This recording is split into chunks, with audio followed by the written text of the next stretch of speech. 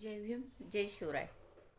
मी आज जे बोलणार आहे ते नवीन यूट्यूब चॅनल जे चालू करतात त्यांच्यासाठी.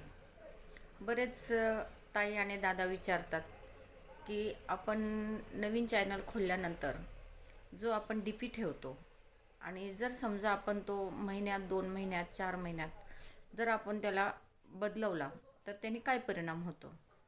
तर मला एकच फक्त बोलायचं आहे की त्याने परिणाम एकच होतो की आपल्याला जे लोक जोडलेले असतात पहिल्यापासनं, जे आपण म्हणतो त्यांना आपण सब करा किंवा ते आपले व्हिडिओ बघतात, मग आपले पोस्ट बघतात किंवा आपले लाईव्ह असेल लाईव्हला जोडल्या जातात. तर अशा वेळेस आहे ना त्यांना खूप प्रॉब्लेम येतो. तर तर माझ्या नवीन बहीण आणि भावांना हेच सांगणं आहे की तुम्हाला जर माहिती नसेल डी पीबद्दल काही तर डी पी चेंज करू नका. त्याच्यामुळे पुढे पण आपल्याला प्रॉब्लेम येतो. आपला चॅनल जरी मोनो झाला तरी डी पी बदलण्याचा विचार करू नका, कारण डी पीवरूनच आपली ओळख असते.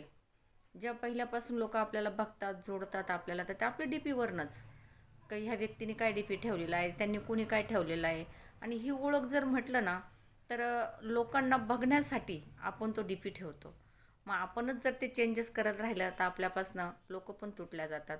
मग त्यापेक्षा असं करू नका आणि सर्वांना डी पीचं हे आपलं जे आहे तेच राहू द्या.